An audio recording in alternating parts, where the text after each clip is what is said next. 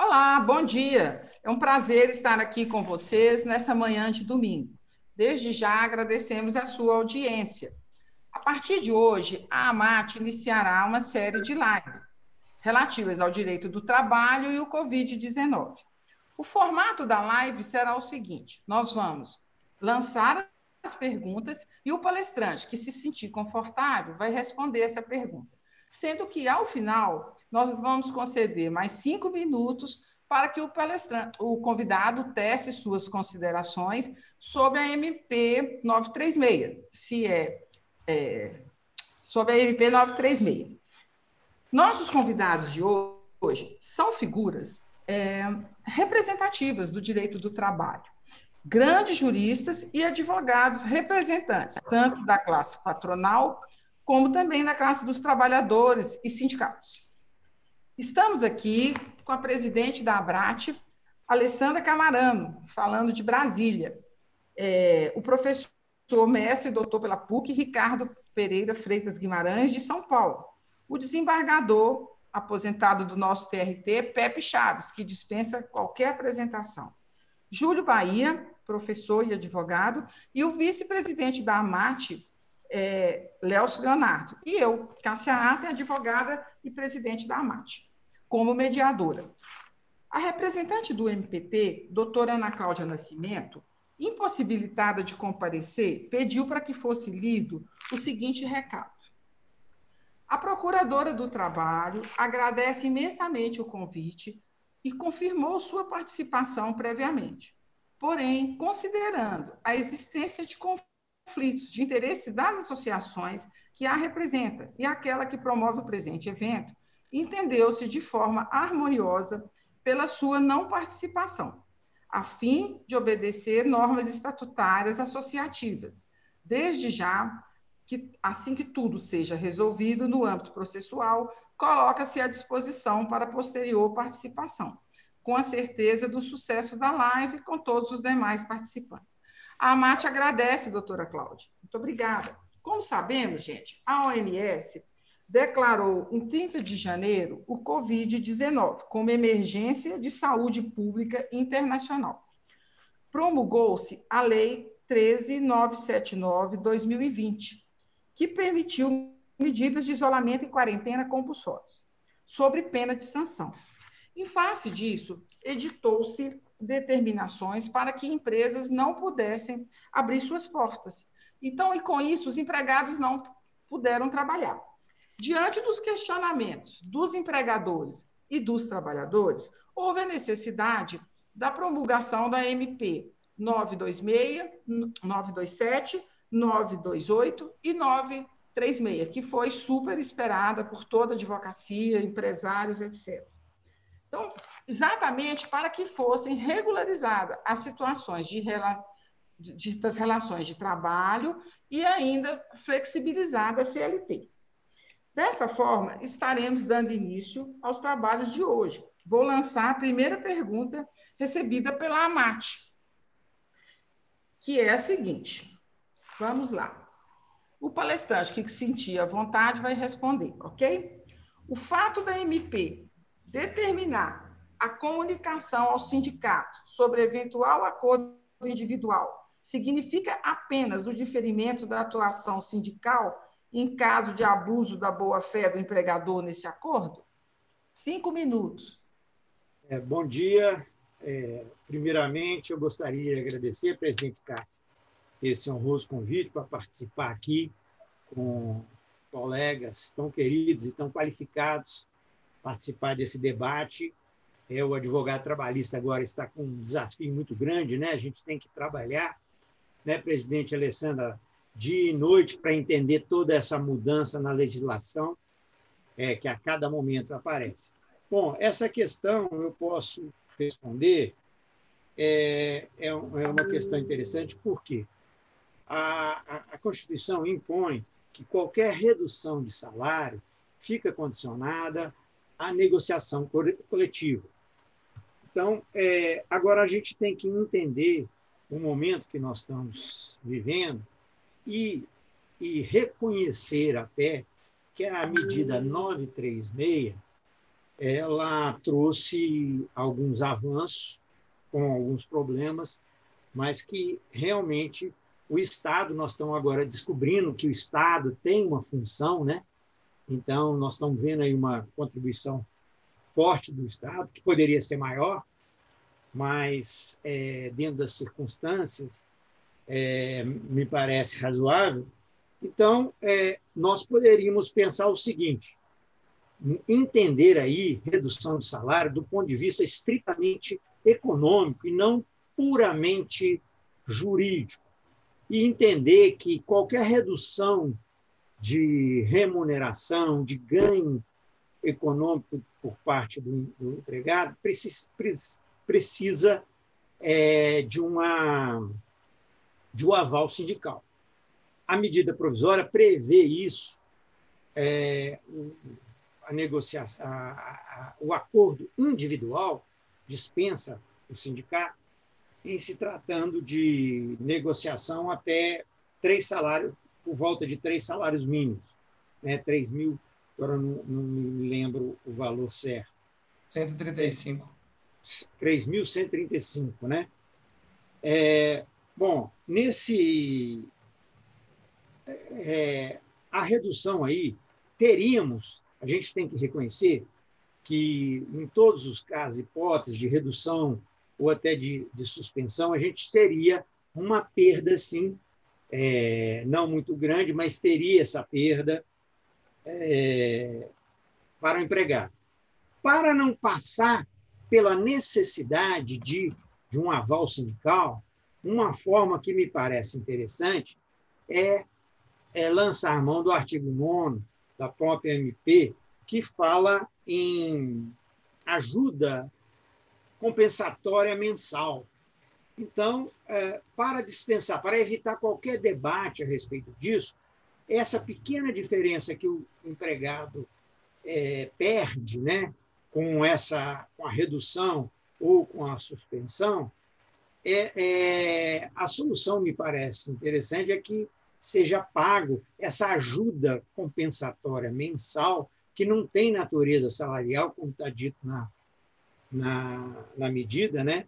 E para que é uma contribuição que o empregador vai dar, né, nesse momento triste, nesse momento trágico, uma pequena, e que evita e que traz uma paz, uma pacificação.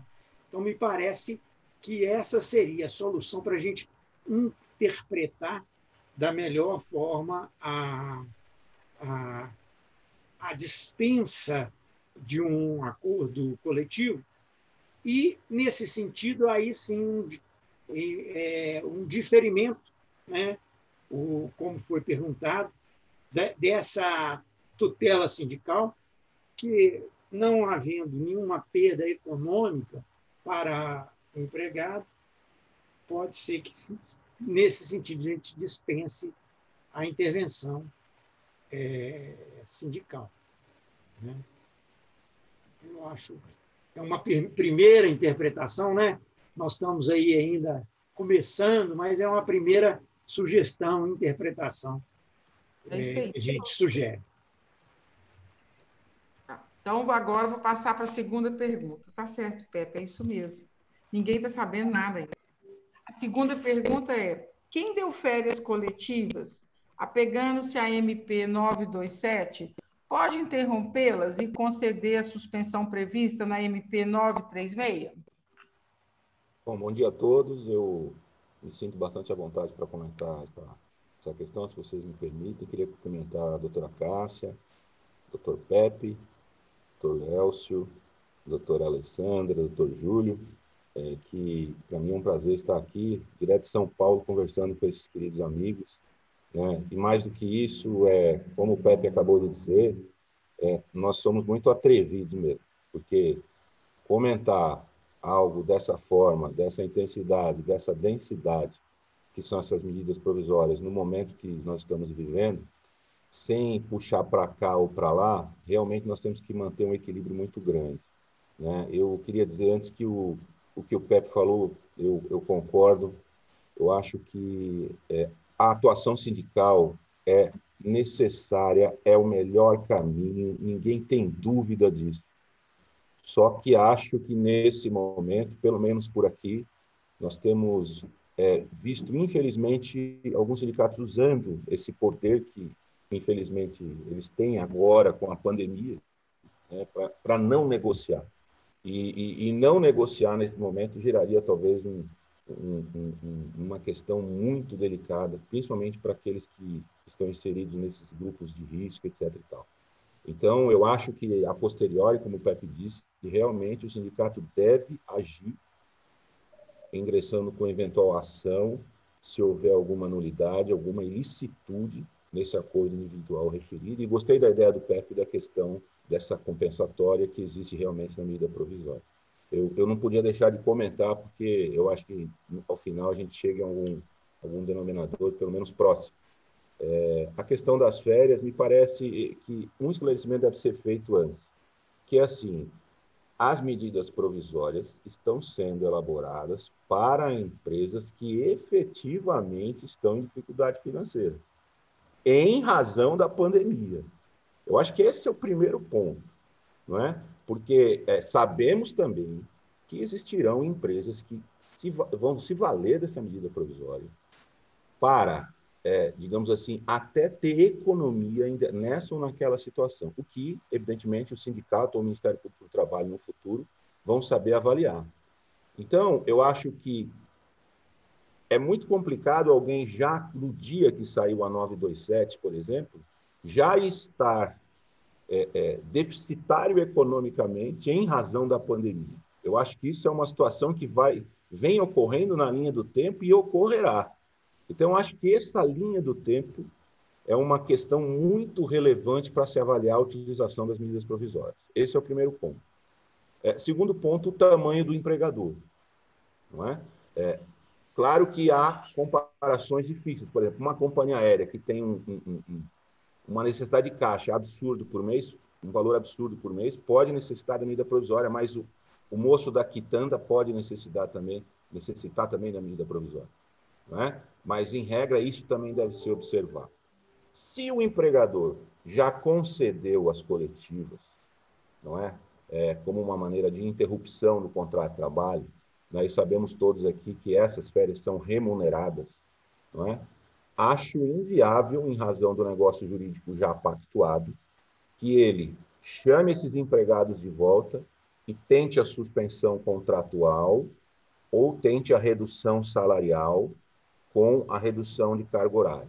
Acho que isso só é possível se, ao final dessas férias coletivas, no retorno dessas férias coletivas, o empregador continuar nessa situação econômica, e repito, em razão da pandemia, e por essa razão ele poderia sim, e nessa razão ele poderia sim utilizar esta suspensão ou essa redução salarial direta ou negociada com o sindicato, aí a depender do valor, mas não chamando os empregados durante as férias.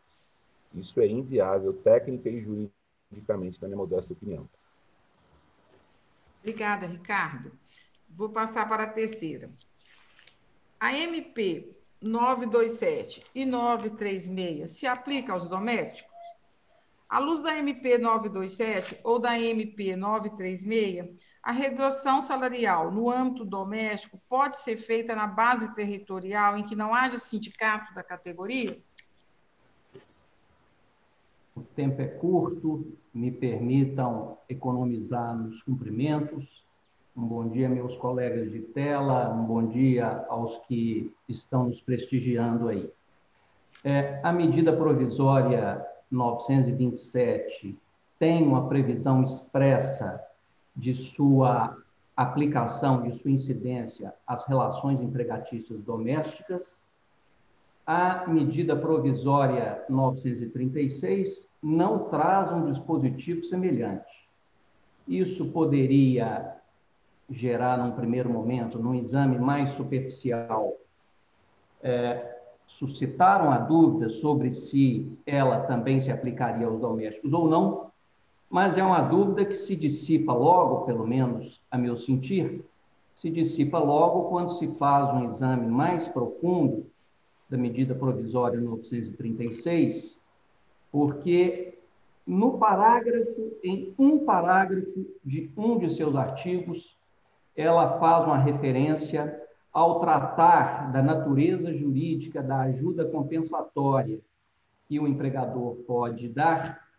Ela, medida provisória, atribui a essa ajuda compensatória a natureza indenizatória, dizendo assim, nos termos da Lei 8.036, é a lei que criou, que rege atualmente o Fundo de Garantia, e nos termos da Lei Complementar 150. A Lei Complementar 150 é aqui atualmente disciplina as relações empregatícias domésticas.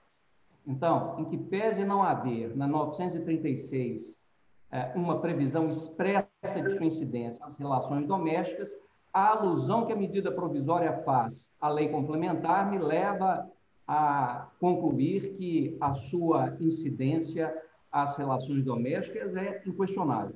Nem faria sentido, né, vir a medida provisória 936, instituindo, como ela mesma afirma, medidas trabalhistas complementares e excluir de sua incidência os empregados domésticos que estão disciplinados nas medidas já instituídas pela medida provisória 927. Então, a meu sentir, ambas as medidas provisórias são perfeitamente aplicáveis e até recomendável que sejam aplicáveis às relações domésticas. A segunda parte da pergunta, desculpe, Cássia, qual é? A segunda parte é... onde não haja base territorial.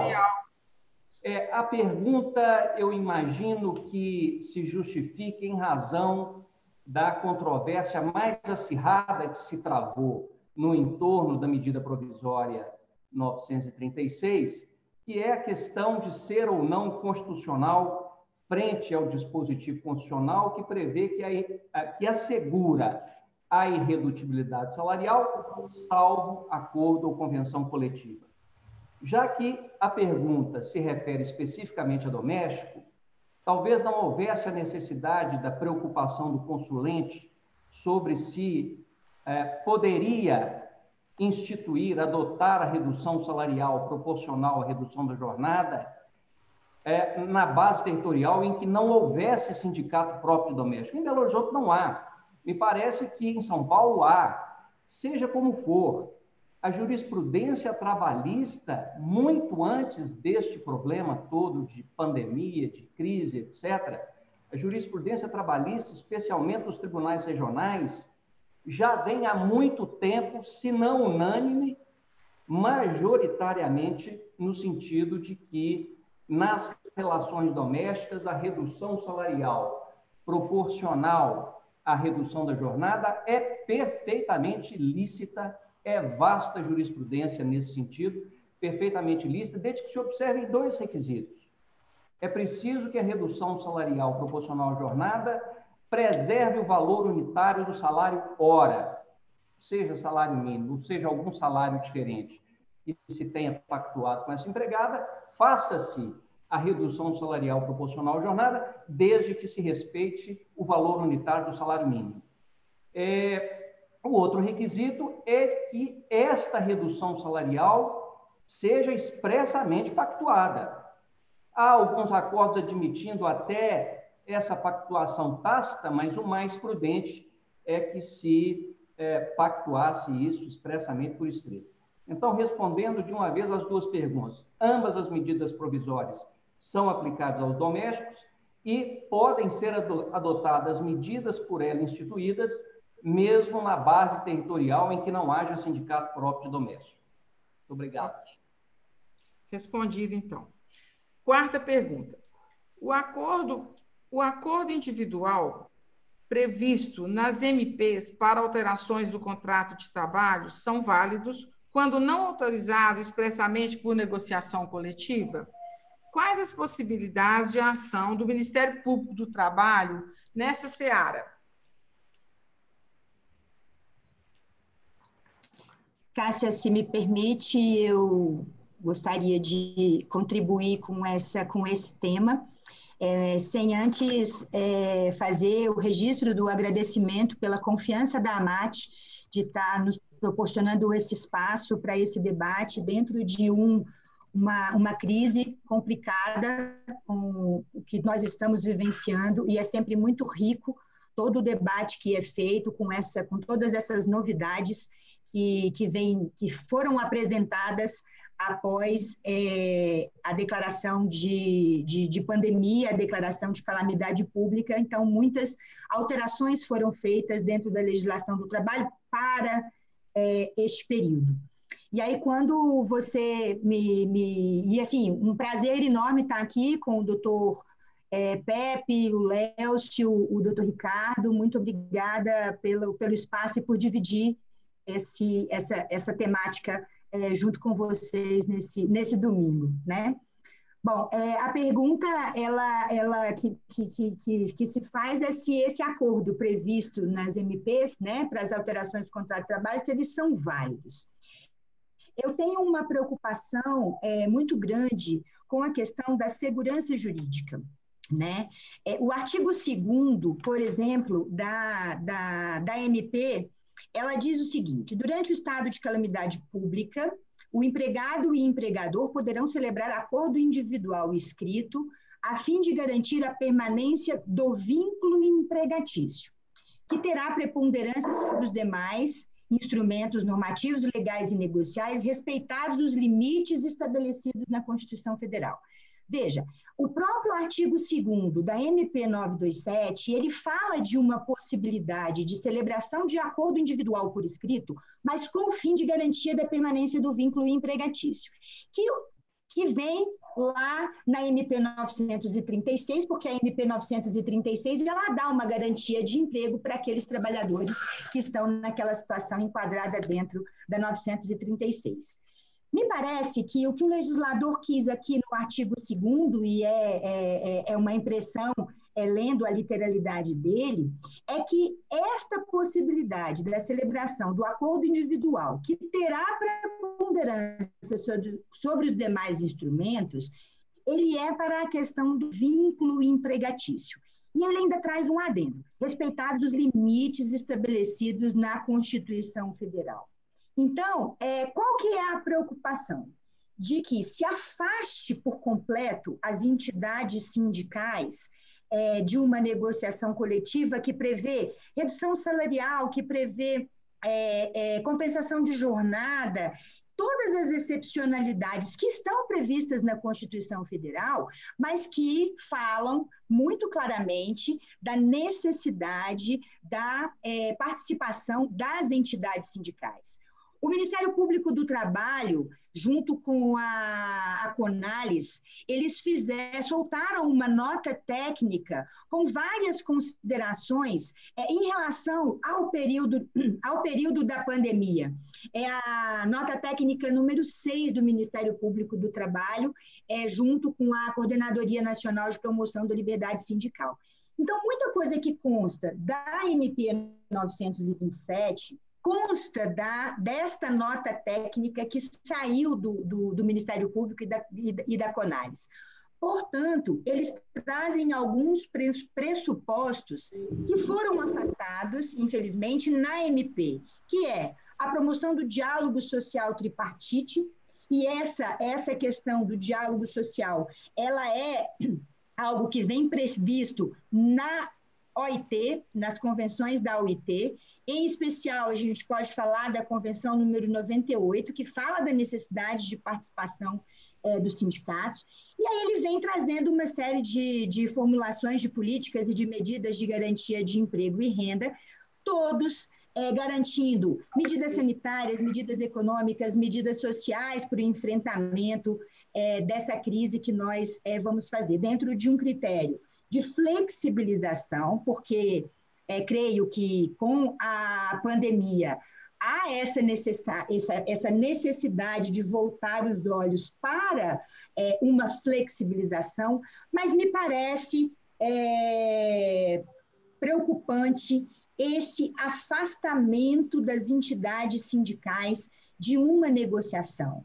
E aqui eu falo de gerar, inclusive, uma insegurança jurídica, inclusive para as empresas, no momento em que se faz uma negociação individual para redução salarial, para férias coletivas, para férias individuais, cancelamentos, sem a participação das entidades sindicais, e isso poder gerar lá na frente algum tipo de demanda. Porque eu acho que flexibilizar, e é claro que nós estamos aqui numa troca de impressões, me parece um risco, uma flexibilização com a Constituição Federal. E quando se afasta um ente sindical de uma negociação coletiva para aspectos previstos na Constituição Federal, lá no artigo 7º, me parece que isso pode gerar uma insegurança jurídica lá na frente para os empregadores, para as empresas. Não se trata de ser contrário a alguma flexibilização para o enfrentamento da crise, em nenhuma hipótese. Mas a minha preocupação e o alerta a leitura que eu faço é de que precisa ter a participação das entidades sindicais como uma forma de gerar segurança jurídica.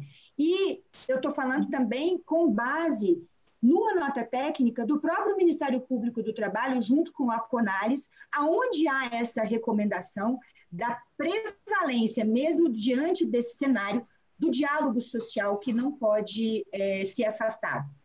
E me parece que a própria medida provisória 936, que veio posteriormente, o que ela diz?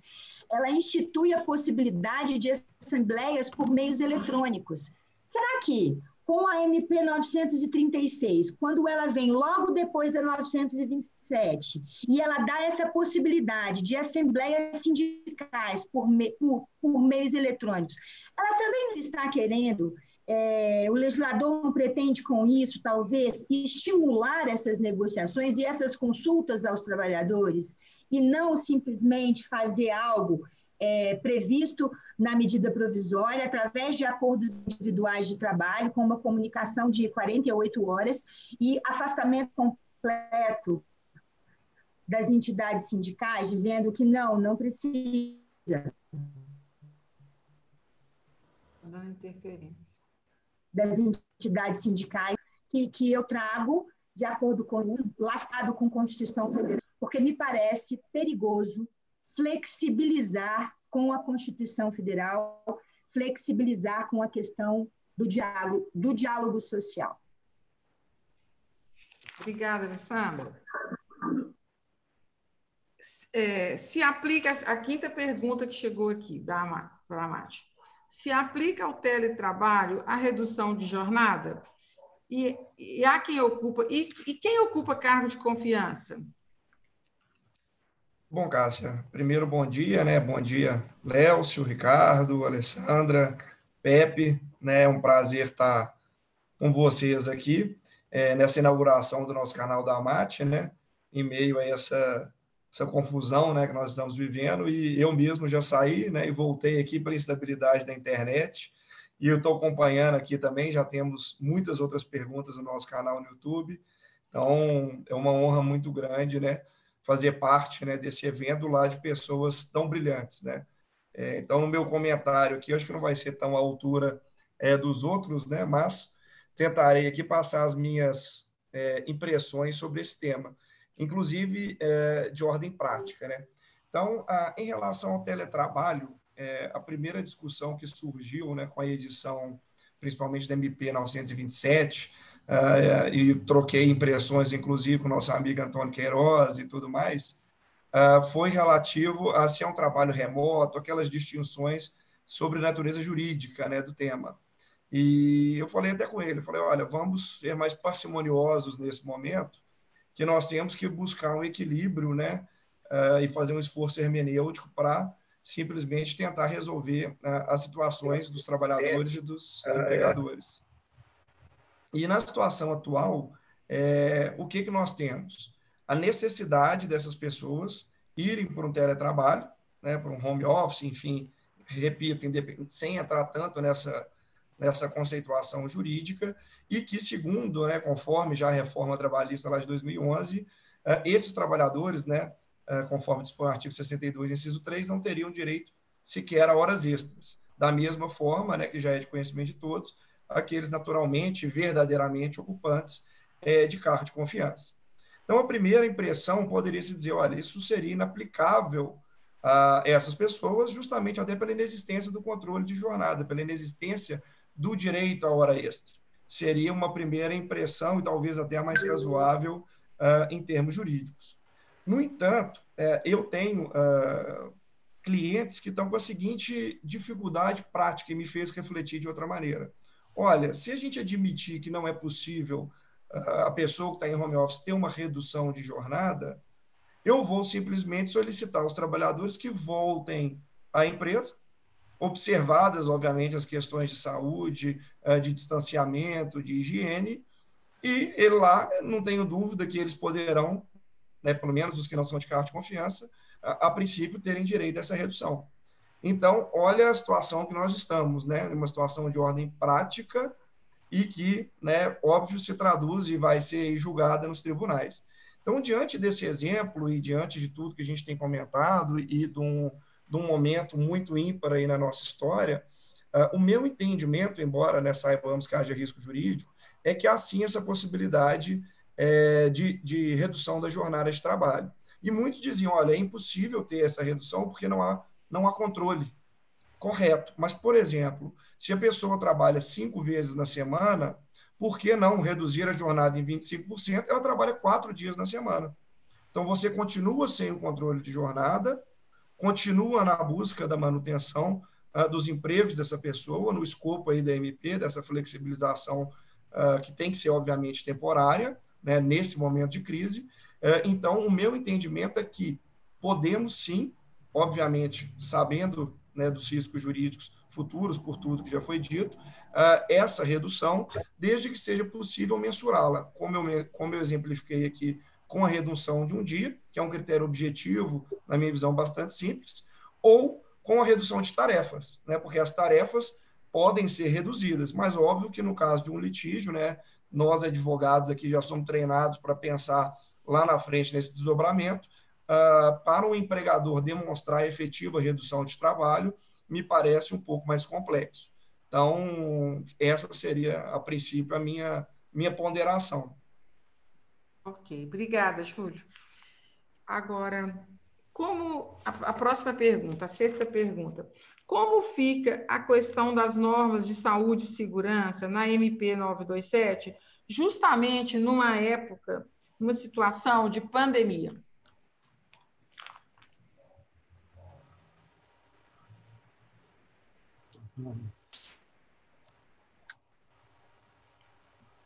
Desculpa, me atrapalhei aqui com a liberação do microfone. Está uma questão, outra questão importante de se debater, porque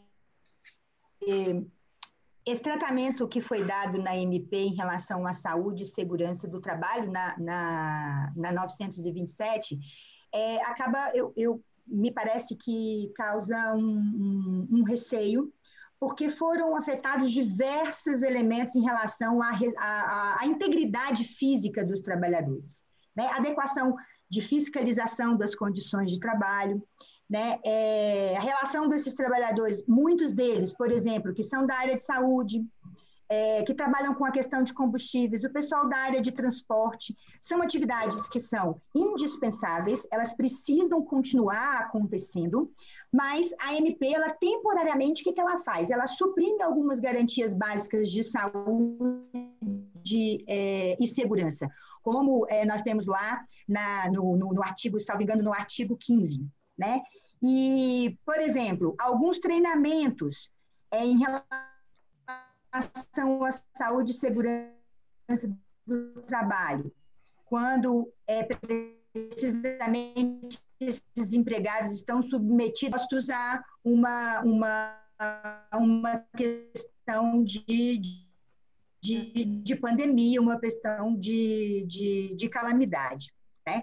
Então, me parece que ao contrário do que se pensa do trabalhador, ela precisaria estar um pouco mais reforçada, né, do que afastar as fiscalizações, né, ou seja, pelo que diz a MP, durante 180 dias depois da edição, a fiscalização do trabalho ela fica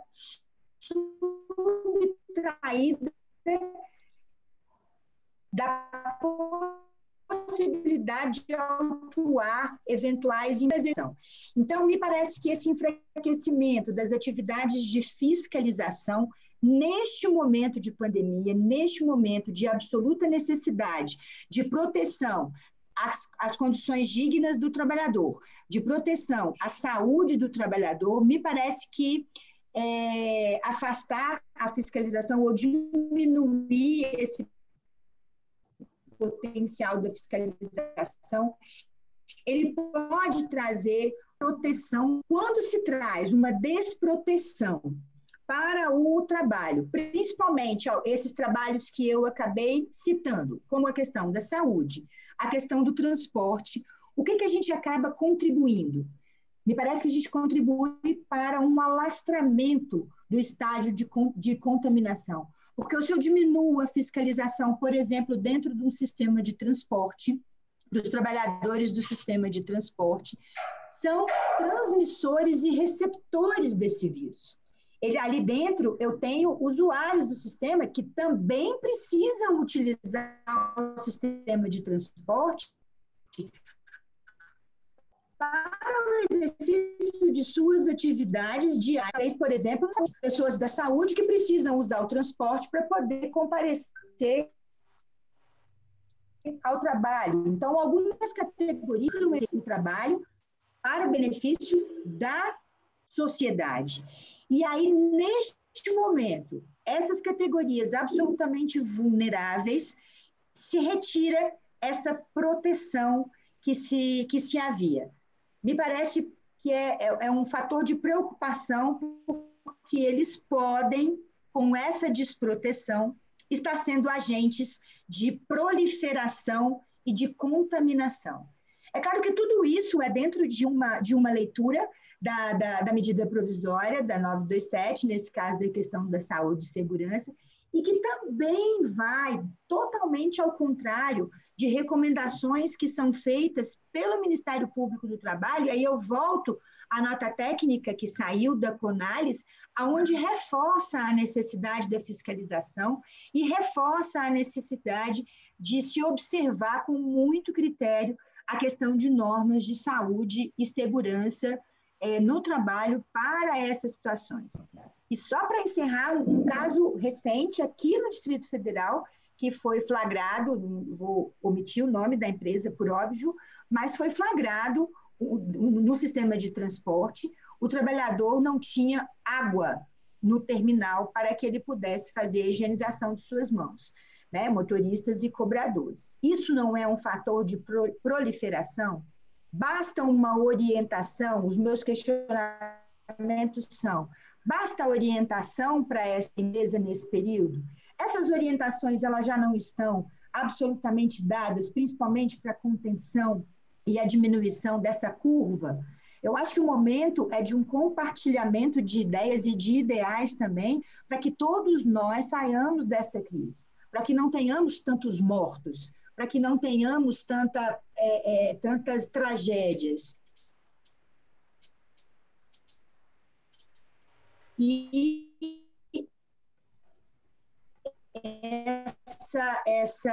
o momento de nós fazermos, todos nós fazermos a nossa parte, das empresas também, mas flexibilizar na questão de saúde, principalmente em relação à fiscalização, me parece preocupante, inclusive em termos de proteção à própria sociedade. Obrigada, Alessandra. A próxima pergunta, a oitava, a sétima é: considerando outros valores constitucionais, como o direito à saúde, o direito de ir e vir, a solidariedade, não seria necessário fazer um juízo de ponderação entre a participação sindical e esses outros valores constitucionais, no caso concreto, para mitigar um ou outro?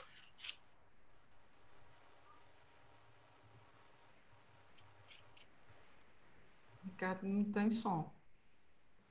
Ricardo, seu som está... O som de Ricardo está ruim. Deu? Pronto, agora voltou. Obrigado. Eu me arrisco a responder essa questão, que não é uma questão fácil, né? Até porque nós temos uma vivência, né, aqui de aplicar a letra da lei, não é? Muitas vezes. Mas eu diria que, muitas vezes, a lei, em seu texto, constrói a hipótese de incidência já, e aí fica muito simples aplicar a lei, né? Nós fazemos a subsunção, né? Ou afastamos uma e acolhemos outra regra da lei, ou acolhemos essa e afastamos a outra. É a regra do tudo ou nada e aplicamos a lei. Agora, quando acontece uma situação intraconstitucional, em que nós podemos chamar, ou pelo menos dizer que existe uma colisão, ou um conflito mesmo, de direitos fundamentais, né, independente da dimensão ou geração desses direitos, aí depende do autor, como é que nós vamos solucionar isso? Não é? Então, nós estamos frente a uma pandemia, com pessoas com risco de morte e outras já com a morte, uma questão que é mundial, né? E nós vamos tratar como isso. Interpretar a Constituição é diferente da interpretação constitucional.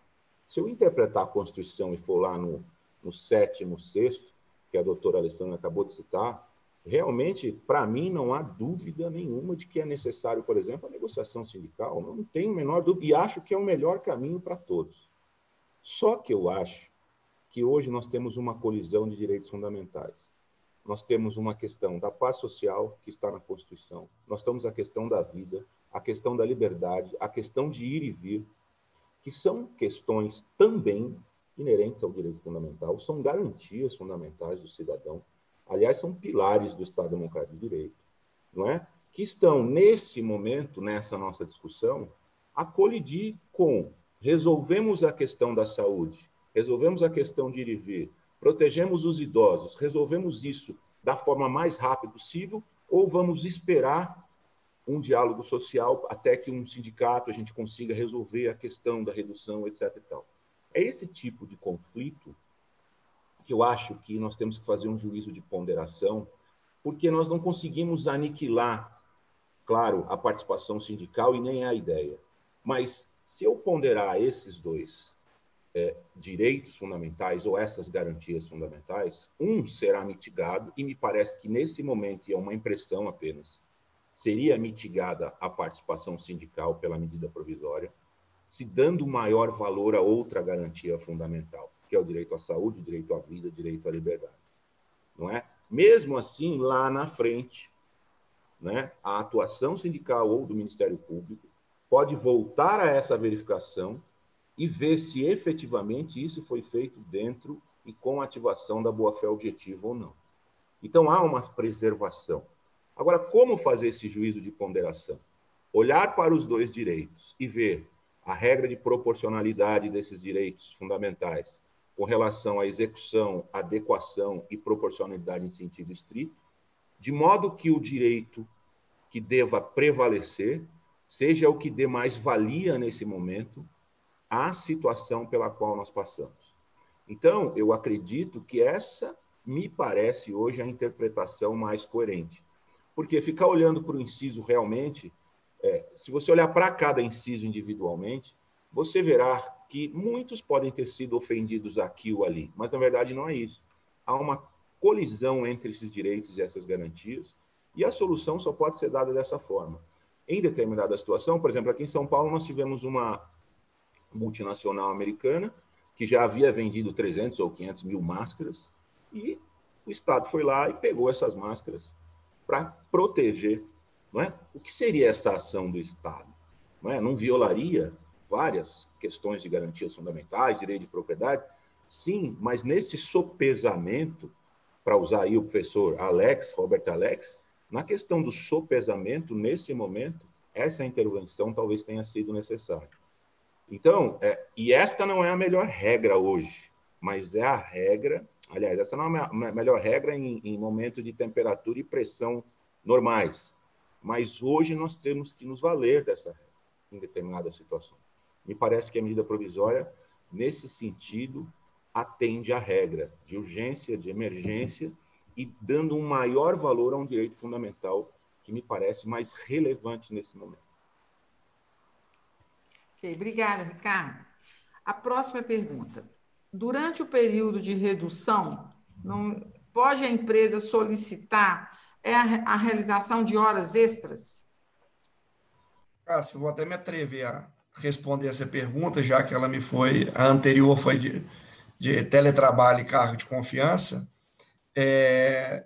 Como o próprio professor Ricardo estava nos esclarecendo, como sempre, de maneira brilhante, a lógica, o espírito aqui desse momento de pandemia da medida provisória, obviamente, é a redução da jornada. Então, não me parece nem um pouco adequado se exigir ou se solicitar de um trabalhador horas extras nesse momento. Inclusive, porque há, né, a compensação por parte do governo por meio do benefício que foi instituído. Então, me pareceria um total contrassenso a realização de horas extras por aqueles que tiveram sua jornada reduzida. Ora, se a jornada foi reduzida, não é só por uma questão salarial, e sim por uma questão óbvia também de redução das atividades laborativas. Então, na minha visão, isso não é possível, exceto numa situação absolutamente pontual e excepcional. Exemplo, no momento de retomada das atividades, quando outros colegas estiverem em suspensão de contrato e tem aquele prazo de 48 horas, então se poderia exigir, né, hora extra pontualmente, no máximo numa situação dessa natureza. Mas pela lógica, né, que está permeando a MP e pelas controvérsias que ela nos traz, não me parece nem um pouco razoável, nem um pouco legal a realização de horas extras durante o período de redução de jornada de trabalho e salário. Tá. Obrigada, Júlio. Chegou uma pergunta aqui, que é da Clarissa, a nossa líder das Marias Bonitas, lá em Lourdes. E ela pergunta o seguinte: no meu caso, que acabei de assinar a carteira da doméstica e veio a pandemia, é aconselhável reduzir, nesse caso, o que devo fazer, entre aspas, ou suspender ou combinar direto com a funcionária? Bom, deixa eu tomar a frente aqui, seja porque é minha vizinha, seja porque a pergunta mais fácil do que deram aí ao Ricardo, por exemplo. Mas se ela tem que combinar com a empregada, qualquer que seja a solução que ela queira adotar, dentre as várias previstas na medida provisória 927 e 936, antecipação de feriados, compensação de feriados, concessão de férias, antecipação de férias até proporcionais, qualquer que seja a medida, redução de salário proporcional à jornada, a suspensão, tem que haver uma conversa com a empregada, né? Algumas dessas soluções, a escolha até é prerrogativa do empregador. Se vai conceder férias ou não vai conceder férias, essa é uma prerrogativa do empregador. Mas sempre se deve chegar a uma solução que atenda ao interesse de ambas as partes. Algumas das soluções, das medidas instituídas por essas duas medidas provisórias, algumas necessariamente devem passar por um acordo entre as partes, né? É o que a medida provisória 936 deixou mais fácil. A redução salarial proporcional à redução de jornada e a suspensão necessariamente dependem de um acordo entre as partes. Então, a primeira indagação que ela faz, eu devo combinar com a minha empregada? Sim, claro. Uma solução que atenda ao interesse de ambas. O que ela deve fazer dentre as várias alternativas que agora a legislação nos apresenta? Aí vai depender da conveniência, da necessidade de cada família, da família dela, se ela está preocupada com a empregada se expor à aglomeração que é natural no transporte público. De outro lado, ela está preocupada com que essa empregada, tendo frequentado um transporte público, traga para dentro de sua casa a mesma exposição ao risco, à contaminação. Não faria sentido a redução de jornada, porque, ainda que se admitisse aquela em proporção maior de 70%, os 30% em que essa empregada frequentasse a residência seria o suficiente para que pudesse expor a família e a própria empregada a risco.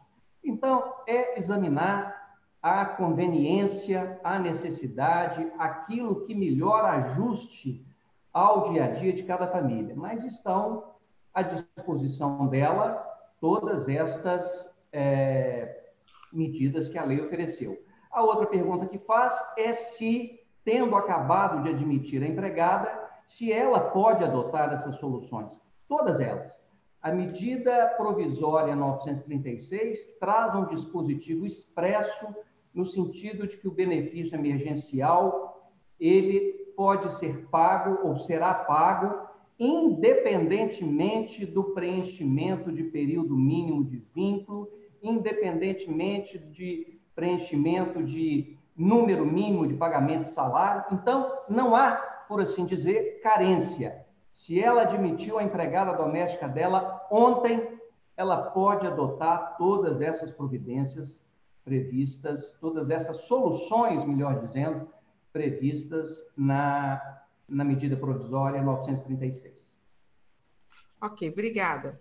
A próxima pergunta é o seguinte: o artigo 3º da Lei 13.979, parágrafo 3º, diz que será considerada falta justificada ao serviço público ou à atividade laboral privada o período de ausência decorrente das medidas previstas no referido artigo.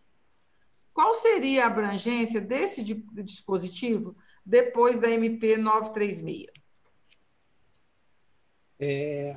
Eu me aventuro a responder essa questão, presidente Cássia.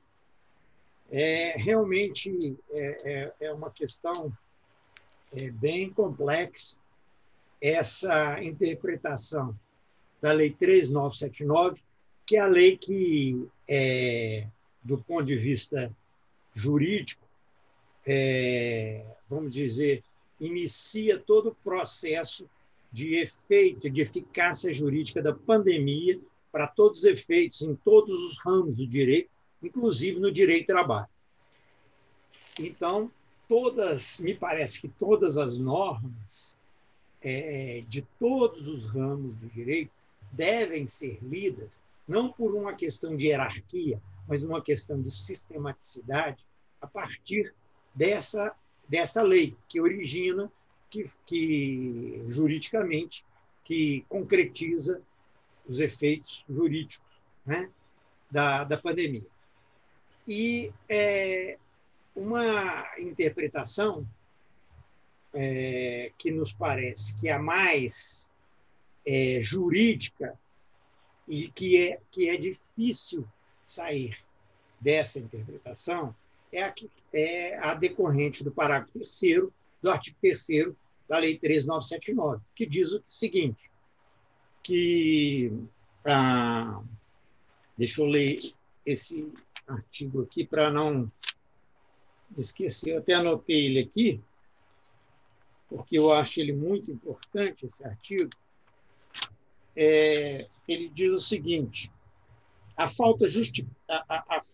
considera-se falta justificada aquela decorrente das medidas oriundas previstas no caput do artigo 3º. E o caput desse artigo 3º diz que as autoridades, não diz que a autoridade federal, diz que as autoridades em geral, inclusive a municipal, inclusive a estadual, elas elas podem, conjugando esse artigo 3º com o artigo 2º, podem impor restrição na mobilização das pessoas, restrição de atividade, fechamento provisório, caçar alvará provisório de determinadas atividades.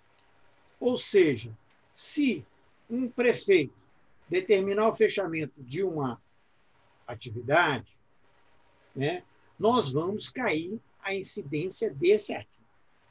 Porque a atividade está impedida por um ato de uma autoridade, nos termos do artigo 3º, né, que prevê ali a quarentena. Uma das formas de quarentena é a restrição de atividade, né, como está no artigo 2º da lei. Então,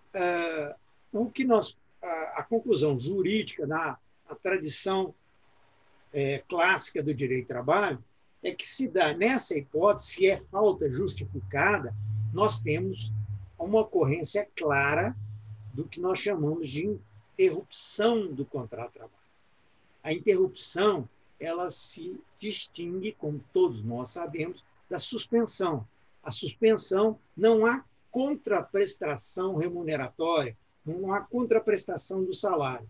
E na prorrogação, há uma prorrogação parcial do contrato de trabalho, com alguns efeitos desses, que são, vamos dizer, suspensos. Ou seja, no caso, a suspensão da contraprestação de trabalho. Mas a contraprestação remuneratória, ela persiste. Então, numa leitura desse artigo, parágrafo 3º, artigo 3º, temos a hipótese de interrupção do contrato de trabalho. E se a interrupção, isso aí também é da doutrina clássica, durante a interrupção, nos termos do artigo 471 da CLT, não pode haver rescisão do contrato. Então, esses contratos estão interrompidos e estão não pode haver dispensa de empregados. Então, nós vamos ter aí um impacto muito grande, vamos ter uma discussão muito complexa com referência a isso, porque nós temos interrupção, então não pode haver rescisão, teria o empregador estaria impedido de dispensar empregados durante a pandemia em relação às atividades, sobretudo em relação específica quando há algum ato de autoridade municipal ou estadual determinando o fechamento ou a restrição daquela atividade. Bom, esse é o panorama. Agora, a conjugação, a partir, esse é o panorama sem a 936. A partir da 936, a gente pode fazer uma interpretação que nos parece razoável, porque nós temos que reconhecer a situação, a dificuldade econômica, sobretudo das pequenas empresas, né, de arcar com os salários sem estar com a atividade fechada por determinação do prefeito, por exemplo, né? Nós temos que reconhecer isso, uma pequena empresa tem muita dificuldade com isso. Então, aí nós podemos entender que se aplica, sim, que as duas leis, uma não revoga a outra, uma não é incompatível com a outra, e que, nesse caso, podem ser aplicadas as hipóteses do artigo 9, prevista na medida provisória 936. Nesse sentido, ela vai ter mais aplicação naqueles casos em que a própria 936 impõe redução, suspensão com base na negociação coletiva. Nós podemos aí usar, enquanto não há negociação coletiva, né, o artigo parágrafo 3º do artigo 936. Mas também volto aqui, né, todos nós estamos com essa dificuldade, isso é uma primeira interpretação que a gente está construindo aqui, isso tudo depende de uma melhor maturação das ideias, mas esse artigo, esse parágrafo 3º do artigo 3º, vai dar muito debate ao longo de anos aí, no judiciário, né? O doutor Ricardo está até rindo, né? Nós vamos ter muito trabalho com isso, né? Com esse parágrafo 3º. Então, acho que é isso. Pepe, Agora aqui, gente, apesar da gente já ter esgotado as 10 perguntas, o Júlio me informou que está cheio de perguntas lá, então nós vamos abrir mais 2, só para eles estão pedindo aqui. Aí é o seguinte... As perguntas difíceis não vale não, hein? Aqui, aí vamos ver aqui a 11ª. É possível... Peraí, não. A suspensão do contrato pode se aplicar ao contrato de experiência? Caso positivo, o prazo final do contrato fica prorrogado?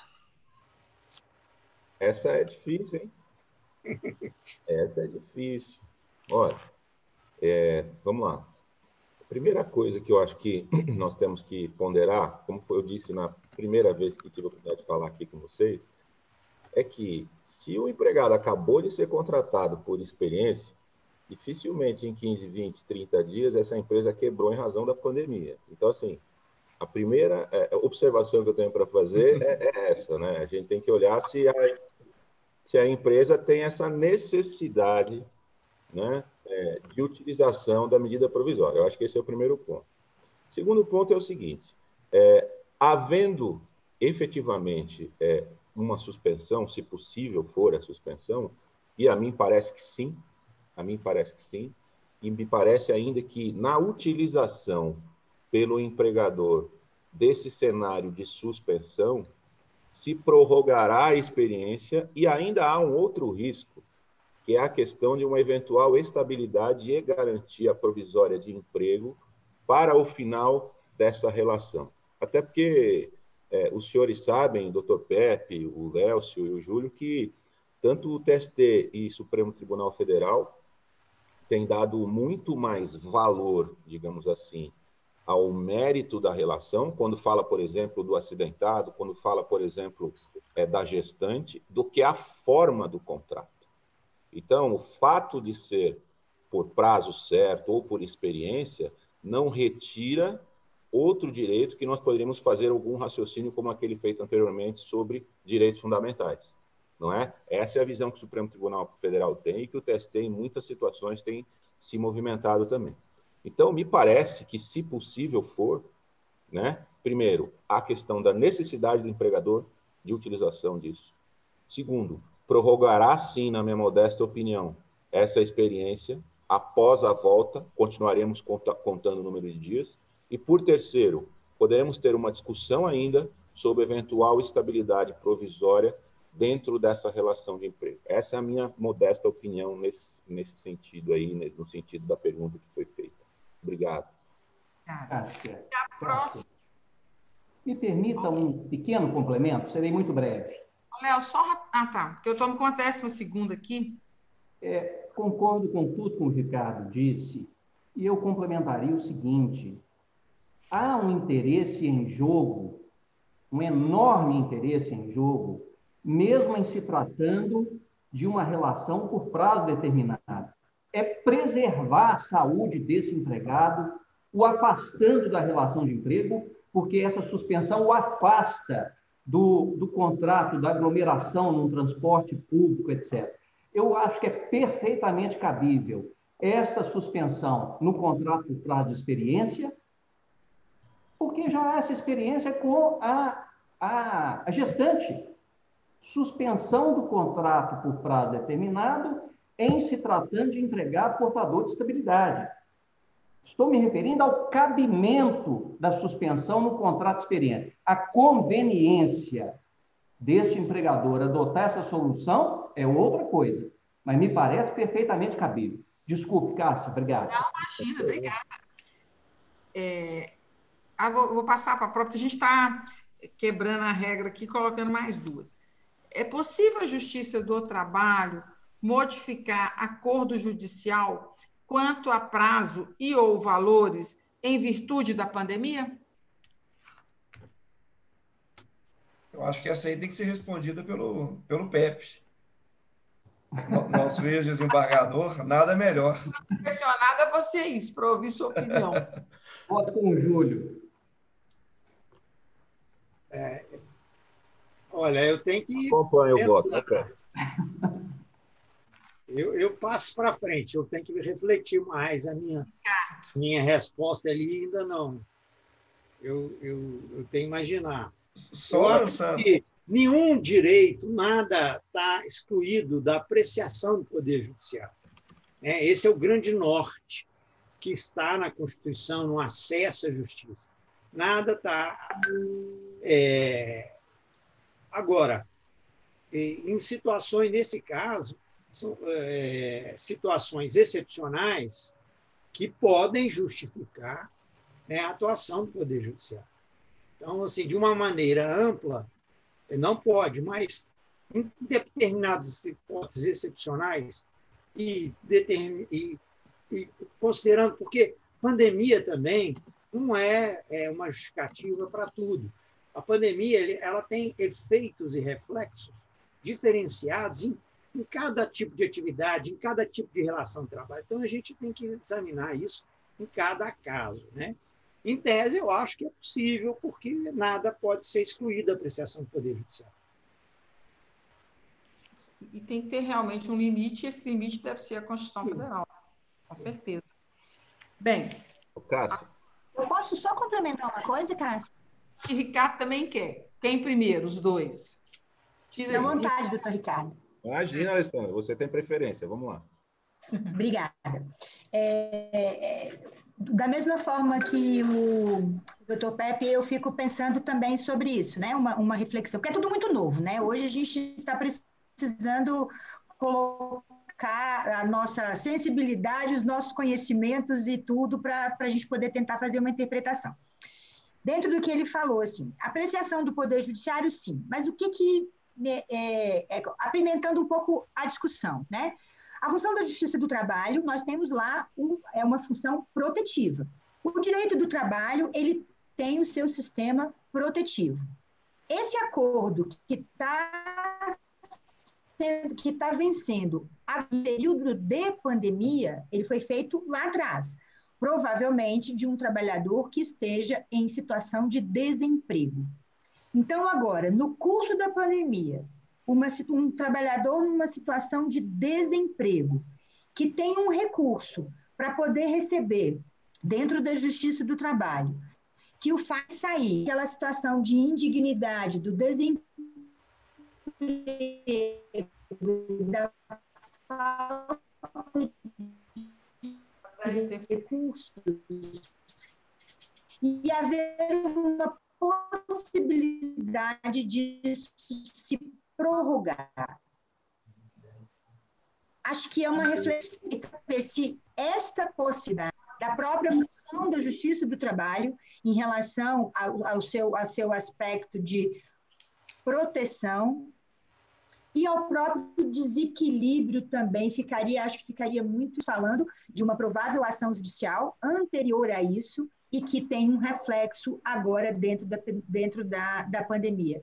Me parece que tem que ser uma análise muito cuidadosa, muito criteriosa, para que a gente se afaste da Constituição e coloque uma pessoa em situação de desemprego, provavelmente, porque a grande maioria das ações na Justiça do Trabalho já tem pesquisa, elas são decorrentes de pagamento de verbas rescisórias, decorrente de demissões.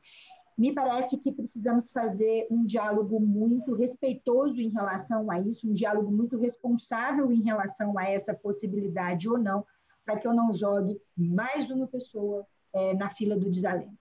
Obrigada, Cássia. Obrigada a você. Vamos lá, Ricardo. Rapidinho, eu só queria dizer o seguinte, pelo menos aqui em São Paulo, nós temos visto inúmeras petições pedindo a suspensão do acordo pactuado anteriormente à pandemia, né?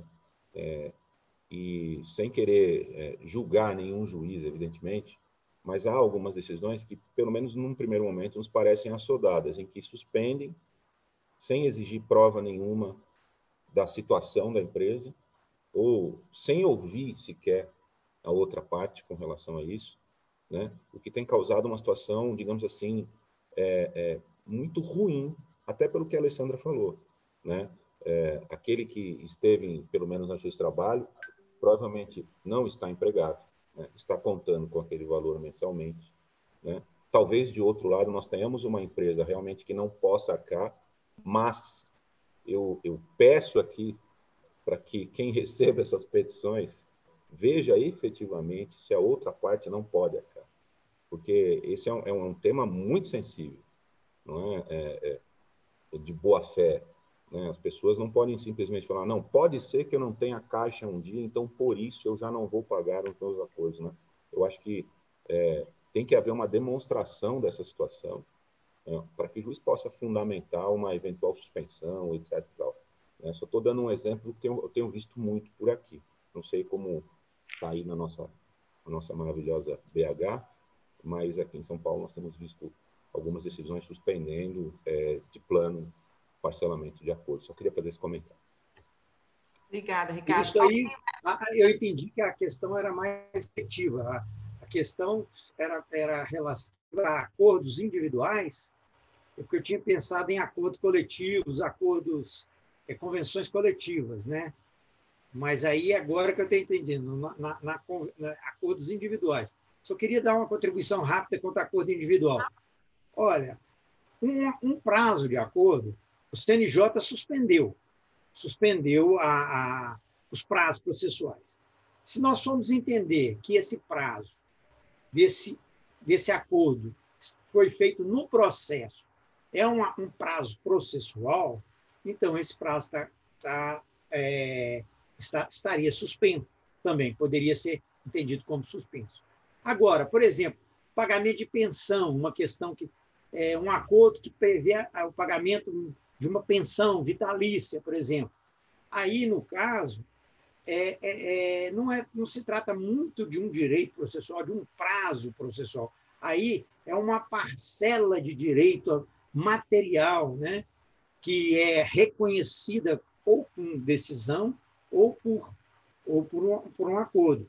Aí, me parece que, nesse caso, a gente não poderia cogitar de uma suspensão, né? Porque aí é uma matéria, um prazo decorrente de uma norma material. Aí é uma questão material mais do que processual. Mas aí nós temos muitos debates sobre essa questão.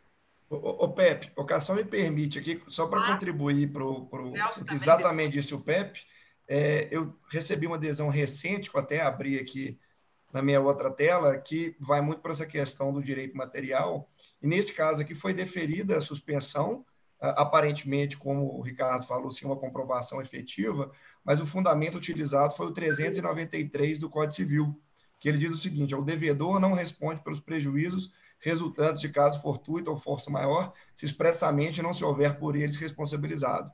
Então, só para contribuir para as reflexões, que foi o fundamento utilizado nessa decisão aqui específica que determinou a suspensão. Lélcio, você quer fazer alguma... Eu, como o desembargador Zé Eduardo, também tinha entendido que a indagação se referia a acordo coletivo.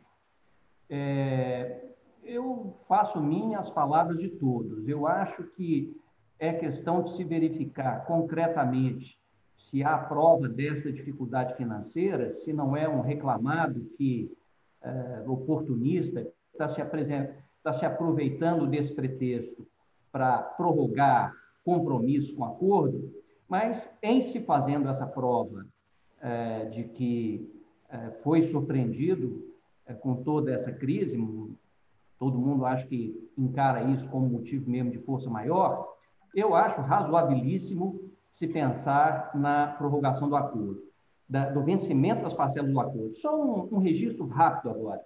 Eu sempre fui contra essa previsão que é de praxe se colocar em acordo. Havendo atraso no pagamento de alguma parcela, antecipam-se todas. Eu sempre fui contra isso, porque muitas vezes esse reclamado não conseguiu pagar uma terceira parcela de 10, mas conseguiria honrar a quarta, a quinta, a sexta, a sétima. Na hora que se antecipam todas, simplesmente poderá inviabilizar o cumprimento de todo o acordo e o maior lesado é o reclamante. Então, eu acho que se aplica, o que isso tem a ver? Eu acho uma situação análoga na medida em que, se não se permitir a suspensão em relação àquele empregador que faça a prova da impossibilidade de continuar honrando, simplesmente simplesmente vai inviabilizar a continuidade desse acordo. Ele não vai pagar nem aquela única parcela que eventualmente poderia ter seu vencimento prorrogado, mas não vai pagar as demais restantes. Então, eu acho que seria de bom tom, seria salutar, seria conveniente que a jurisprudência se firmasse nesse sentido. Obrigada. Bom, finalizando as perguntas, pessoal, porque as demais podem continuar sendo encaminhadas para o Instagram da AMAT, porque durante toda a semana nós teremos lives. A segunda-feira já vai ter o doutor Fabrício, o Flávio Monteiro de Carvalho, que é secretário da AMAT, o Badaró, que também é conselheiro da AMAT, e a Flávia, que vai presidir. Agora, então, para finalizar, eu vou pedir aos nossos convidados que eles tecem as considerações deles dos aspectos positivos e negativos da MP 927 e 936. E eu começo com quem?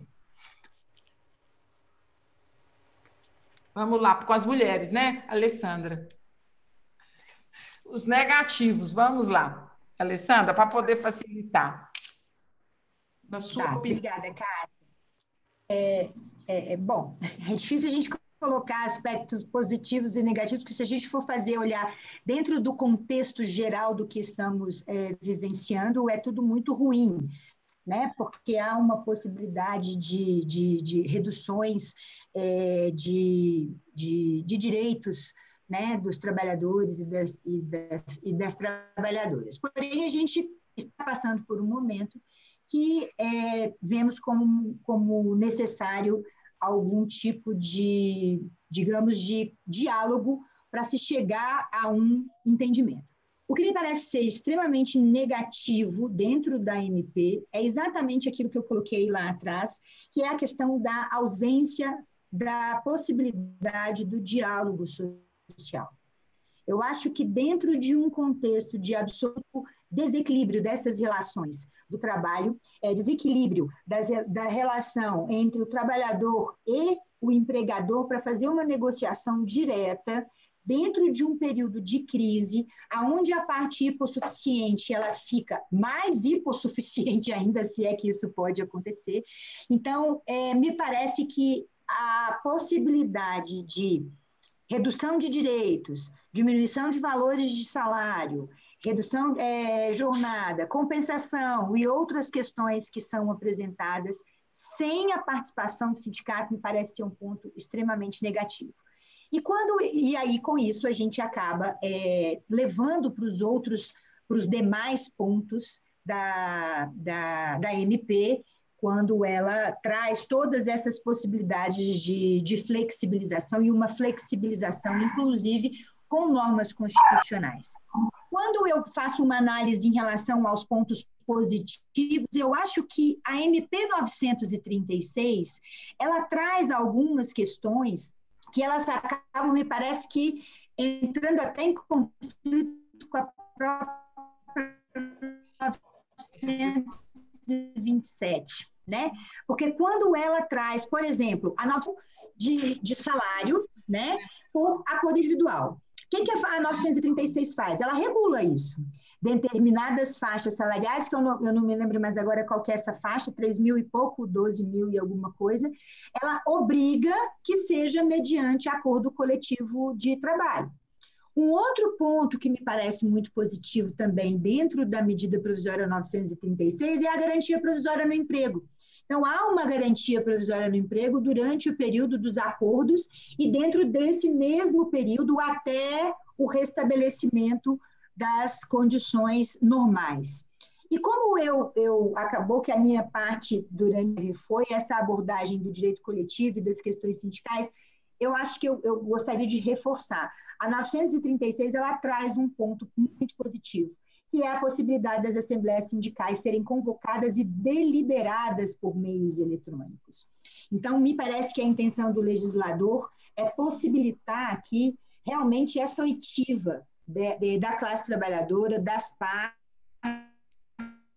dos sindicatos, para que se mantenha este equilíbrio nas negociações coletivas, porque como se está mexendo em direitos, mexendo em direitos, tanto previstos na CLT, como direitos previstos na própria norma constitucional, sem a participação das entidades sindicais dentro desse equilíbrio nas relações, me parece ser um ponto extremamente perigoso, podendo gerar muita insegurança jurídica pós-período de pandemia. Então, quando a norma traz a possibilidade dessas consultas por meios eletrônicos, essas consultas e deliberações por meios eletrônicos, a norma ela está abrindo uma possibilidade, tirando também alguns requisitos, flexibilizando, inclusive, em relação a alguns requisitos constantes da CLT, de convocatória de assembleia, quórum, necessidade de ser presencial, assinatura de lista de presença, toda aquela burocracia exigida para uma assembleia sindical e consulta à classe trabalhadora. Então, hoje, isso é possível fazer de uma forma muito rápida, de uma forma muito de consultas por meios eletrônicos, para que se possibilite, dentro de um critério de razoabilidade, claro, e fazer uma negociação. O desembargador, doutor José Eduardo Pepe, ele falou uma coisa muito interessante, deixou algo muito interessante, da aplicação da MP somente porque estamos em direitos. Estamos reduzindo direitos. Então, se for para fazer, que seja feita através da negociação coletiva, garantindo esse equilíbrio das relações e que seja feita somente em caso de necessidade para enfrentar esse período aí da pandemia. Eu acho que é a minha contribuição para esse. E o próximo aí, quem? Ricardo, você? Pode ser. Estou por aqui. Bom, primeiro, queria agradecer a doutora Cássia esse convite. Queria agradecer a oportunidade de estar aqui com o Júlio, com o Léo, com a Alessandra, com o Pepe. São queridos amigos e amigas, né? Mineiros. Sou quase mineiro já. Queria começar dizendo para o Júlio que, data vênia, a decisão que você citou, aí Sua Excelência confundiu obrigação com prejuízo, viu? Obrigação não é o mesmo instituto do prejuízo, são coisas completamente diferentes, então esse artigo me parece que não é aplicável à situação que você citou. Queria dizer que uma das coisas, sendo bem breve, que eu achei muito interessante, que eu observo nessas medidas provisórias, e infelizmente, pelo que nós estamos passando, é a primeira vez que eu consigo enxergar em um texto a participação, ou melhor até dizendo, o sacrifício, tanto do Estado, tanto do empregado, como do empregador. Isso eu consigo ver na medida provisória, né? No momento em que a União paga um pedaço, em que o empregado vai realmente, talvez, receber um pouco menos, não é? E, de outro lado, o empregador tem linhas de crédito para que possa se manter, né? Para que segure esse momento difícil de empregos. Então, eu acho que esse tripé é a primeira vez que eu consigo enxergar numa legislação, e, repito, infelizmente, pelo momento que nós passamos. Acho que todas as entidades, inclusive as sindicais e outras, deveriam enxergar essa situação realmente como uma situação de dificuldade, né? Não é hora de bandeira, né? A bandeira agora é a bandeira do Brasil, eu acho, né? Eu acho que nenhum partido, nenhuma entidade sindical, seja patronal ou de empregado, deva se valer desse momento. A gente viu algumas situações muito ruins, né, com bancos elevando taxa de juros em razão da dificuldade pelo que o país passa hoje, né? Então, a gente tem que tirar da frente esses aproveitadores que nós temos de todos os lados. Isso tem que ser reconhecido. Não é porque é empregado, porque é empregador, ou porque é do partido A ou do partido B. Nós temos aproveitadores em todos os lugares. Não adianta. Isso é uma regra, né? Então, eu vejo com os olhos, eu vejo como muito positiva essa atuação. Podia ser melhor aqui, podia ser pior ali, podia ser ruim, mas um pouco pior para lá, um pouco melhor para cá. Todos nós temos as nossas opiniões. O fato é que redigir 2, 3 medidas provisórias com esse tempo e na situação de calamidade, de pressão, falar aqui de fora talvez seja muito fácil, né? Mas está, por exemplo, como o ministro da Saúde está todos os dias na televisão, o tempo todo, sofrendo pressão e tentando fazer o melhor pelo Brasil, que eu acredito que está tentando, como médico e como ministro, né? Isso nós temos que reconhecer. Então, eu não arriscaria dizer o que foi bom e o que foi ruim, né? Eu só acho que nós todos, a sociedade por inteiro, deve compreender o momento, né, para que não fique na mesmice e no apequenamento de suas razões. Eu acho que nós temos que caminhar para frente. O direito, nesse momento, não adianta eu dizer que o TST entende A ou B. O TST, com relação a esse quadro fático, nunca julgou nada, ok? Nunca julgou nada. Nós não temos doutrina sobre o fato que nós estamos passando hoje, né? Ontem mesmo, com muita dificuldade, eu escrevi um artigo aqui sem citar uma pessoa. Porque a gente é hora de... Não, tentando construir alguma coisa. Tentando construir alguma coisa, porque é muito difícil. Não é? Com esse quadro fático, nós não temos decisões. Salvo se vocês forem buscar a gripe espanhola, a peste negra, aí tudo bem, mas também estamos falando de outro país, né? Então, eu vejo com isso. Eu acho que o judiciário lá na frente, o Pepe sabe disso, vai ter muito serviço, não é? Mas que tenha a mão firme, como sempre teve, para separar o joio do trigo. Então, eu cumprimento a todos, deixo meu carinhoso abraço a cada um dos participantes e àqueles que nos assistem, e agradeço na pessoa da doutora Cássia essa gentileza. Nós que agradecemos a sua participação. E quem é o próximo?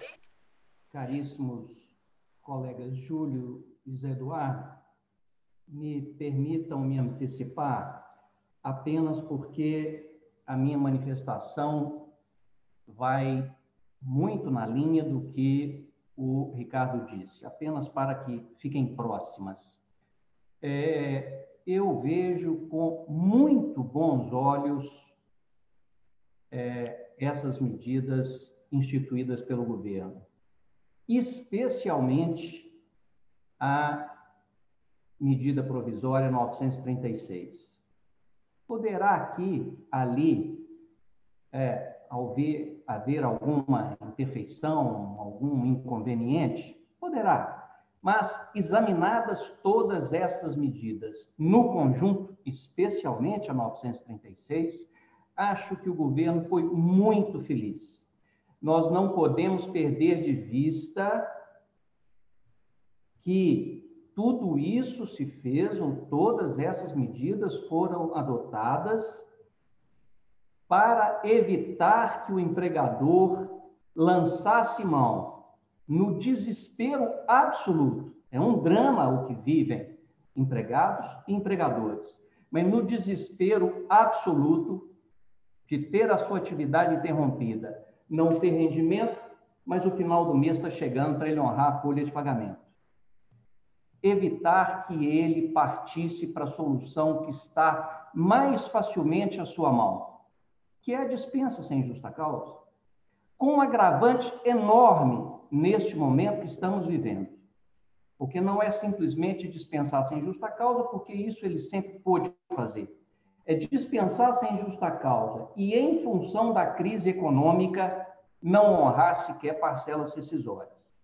Então, vejo a MP 936 como um estímulo, como um alento, como uma saída para esses empregadores não partirem para essa solução imediata, impulsiva da dispensa sem justa causa. Atingirá mais duramente os empregados com salário mais expressivo? Sim, atingirá. Vi ontem uma radiografia, um cálculo, uma planilha, indicando que esses de salário mais expressivos, por exemplo, na redução de jornada à ordem de 50%, talvez sofressem ali uma perda à ordem de 46%, salvo engano, o número é esse. Mas na hora que se faz o exame daqueles com faixa salarial mais baixa, de 3.100 e pouco, que é o limite da medida provisória, para baixo, o que envolve algo em torno de 83% da classe trabalhadora, a perda é muito pequena. Só para terminar, um exemplo. Se pegarmos um empregado que receba, veja que curioso como os números mostram, se tomarmos por base o empregado que perceba R$1.000, ele, no frigir dos ovos, terá em seu bolso 950, porque numa redução de 25% da jornada. 25% daria 750, mas o seguro-desemprego para o empregado nessa faixa salarial é algo à ordem de 250. Então, 200. 750 com 200, ele receberá, ao final, R$950.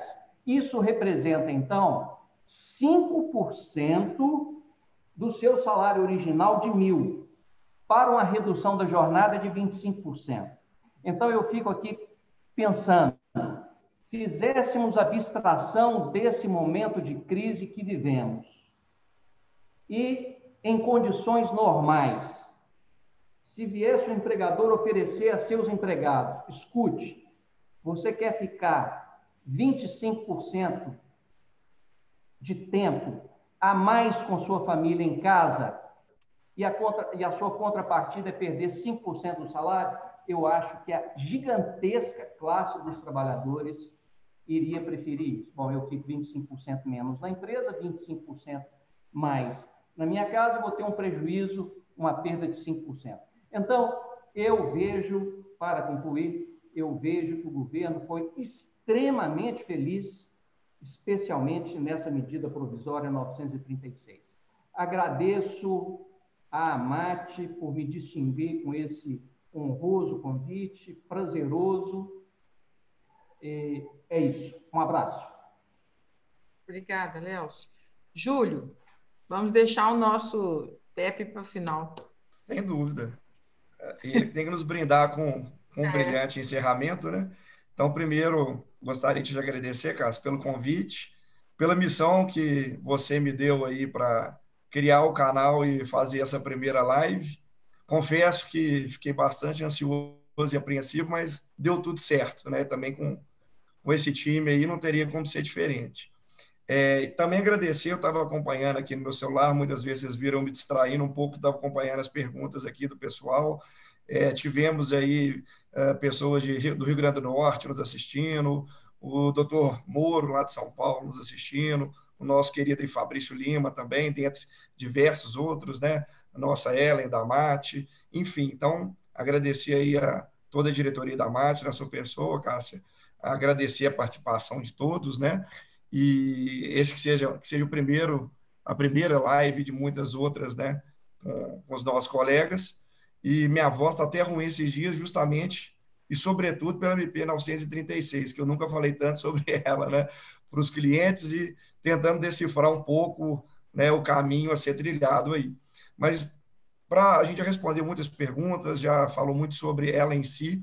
Eu não queria falar exatamente sobre os prós e contras técnicos dela, mas sim do direito do trabalho como um todo, né? Nós todos aqui, independente de ser membro do Ministério Público do Trabalho, magistrados, advogados, enfim, qualquer ramo de atuação, sofremos, né, desde a reforma trabalhista, que, a meu ver, em 2017, foi feita sobre um mantra de modernização, mas, na verdade, foi uma grande precarização, né? Então, foi feito, a meu ver, de maneira técnica, com várias normas e disposições, né, da CLT questionáveis, enfim.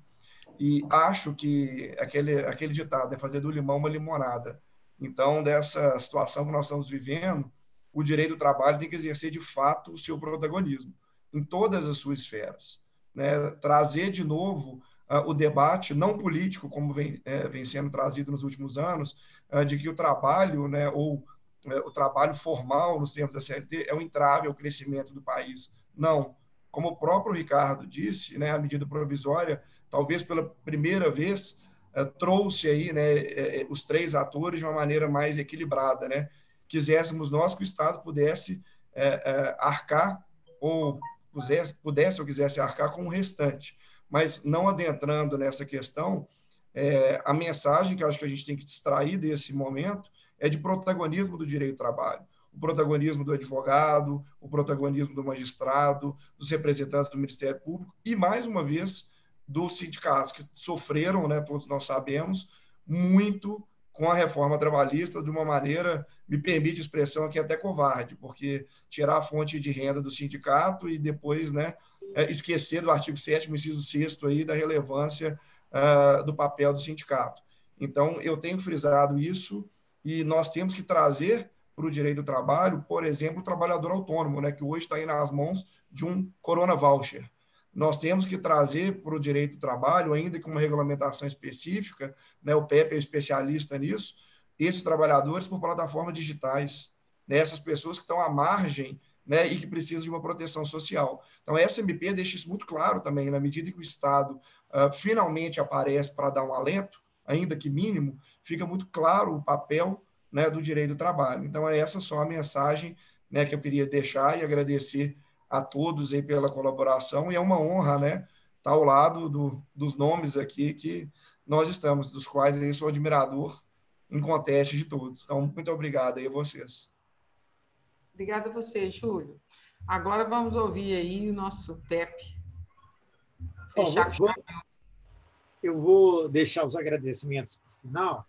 Eu vou, então, já que houve uma apreciação mais genérica de todos, assim, uma visão mais crítica, a crítica que eu digo, não no sentido da crítica, uma visão tentando refletir sobre a medida, eu destaquei aqui, pontualmente, alguns pontos negativos e positivos que gostaria de dizer rapidamente.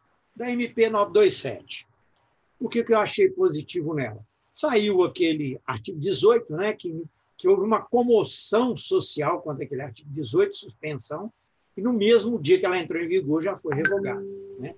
Então, mas o que restou, que me pareceu positivo, a flexibilização de férias, pareceu muito, e o banco de horas também, a flexibilização do banco de horas, me pareceu muito positivo na MP 927. De negativo, eu, bem pontualmente também, eu achei que a suspensão da correção monetária e de juros, e eu acho que isso daí é uma certa perversidade, porque o governo está fazendo cortesia com o chapéu do pobre, né? Vai isentar os juros e correção monetária, e isso vai atingir o fundo de garantia do trabalhador. Então, você cortesia com o chapéu do pobre. Então, isso me pareceu uma perversidade. Quanto a 936, eu já tenho uma visão mais positiva em relação a ela, mesmo porque ela marca uma mudança nessa tendência que era totalmente que a gente via no governo, né? Que o Estado não pode, de forma alguma, contribuir com a melhoria das condições sociais, tanto dos trabalhadores como da empresa, né? A função do Estado, até então, era uma função meramente fiscalizatória, né? E uma função do Estado ultraliberal de proibido proibir. Só essa seria a atuação. Mas aí a gente vê agora por que a gente paga imposto. Por que a gente paga imposto caro? A gente vê o Estado contribuindo e a importância do Estado nesse momento, né, para ajudar tanto os trabalhadores como as empresas, né? O aspecto que eu acho que pode ser aprimorado na medida provisória é o próprio artigo 9º, que é um bom artigo, que ele institui a ajuda compensatória mensal, mas facultativo. Eu acho que ele deveria dar um caráter obrigatório a essa ajuda. E essa ajuda que não tem natureza salarial, ela é indenizatória, e eu acho que poderia, sim, a contribuição, pequena essa contribuição, mas como é pequena, ela o capital tem mais condição de suportar aquele trabalho, né? Salário, a gente sabe, mal chega no final do mês. Então, se ela fosse obrigatória, essa ajuda compensatória, eu acho que melhoraria muito e talvez seja uma bandeira, viu, doutora Alessandra, para levar no Congresso, para que essa ajuda compensatória do nono seja obrigatória e não facultativa.